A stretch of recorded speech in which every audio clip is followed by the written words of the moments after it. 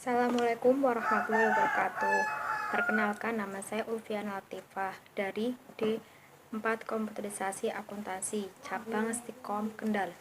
Di sini saya akan mempresentasikan tugas mandiri keempat. Nomor 1. Berikan pendapat Anda tentang konsep perencanaan dalam konteks manajemen secara umum. Jawab. Konsep perencanaan di dalam manajemen dapat menetapkan tujuan dalam suatu pekerjaan, lalu merumuskan keadaan saat ini dalam segi keuangan, data statistik, lalu mengidentifikasi segala kemudahan dan hambatan, serta mengembangkan rencana atau serangkaian kegiatan untuk pencapaian tujuan.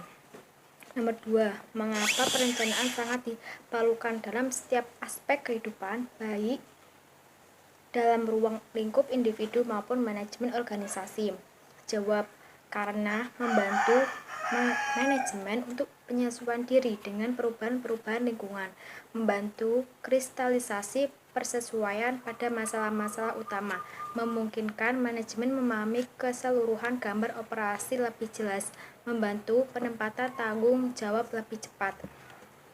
Nomor 3. Mengapa perencanaan sangat diperlukan dalam setiap aspek kehidupan, baik dalam ruang lingkup individu maupun manajemen organisasi? Jawab. Interaksinya, perencanaan saling berhubungan dan saling ketergantungan dengan kegiatan fungsi manajerial lainnya. Lalu, hubungan fungsi perencanaan dengan fungsi pengorganisasian menunjukkan cara dan pemikiran bagaimana menggunakan sumber daya fisik atau keuangan untuk mencapai efektivitas yang tinggi. Lalu dengan fungsi pengarahan, directing, fungsi perencanaan akan membantu menentukan kombinasi dari faktor-faktor, kekuatan-kekuatan, sumber daya, dan hubungan-hubungan yang diperlukan untuk mengarahkan dan memotivasi karyawan. Lalu fungsi pengawasan dengan fungsi perencanaan jelas akan berinteraksi dan saling berhubungan satu dengan yang lainnya.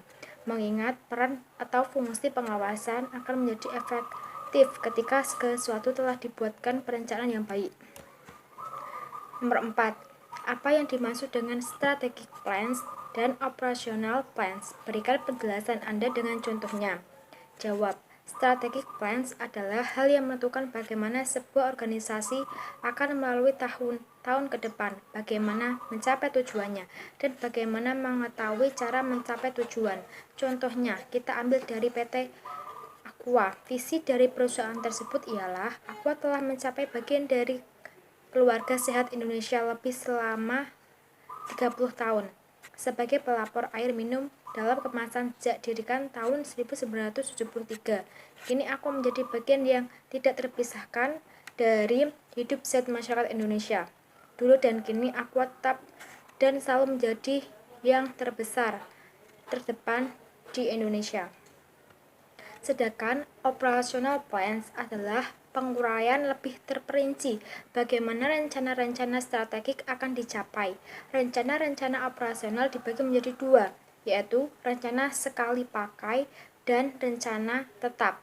Rencana sekali pakai dikembangkan untuk mencapai tujuan-tujuan tertentu dan tidak digunakan kembali bila telah tercapai. Sedangkan rencana tetap merupakan pendekatan-pendekatan standar untuk penanganan situasi yang dapat diperkirakan dan terjadi berulang-ulang.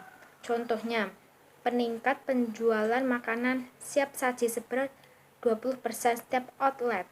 Peningkatan penjualan makanan siap saji sebesar 20% di setiap outlet akan menunjukkan bahwa jumlah pelanggan yang membeli kepada perusahaan tersebut meningkat.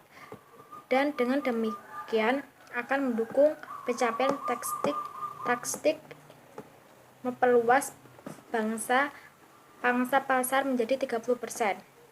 Sekian presentasi dari saya. Wassalamualaikum warahmatullahi wabarakatuh.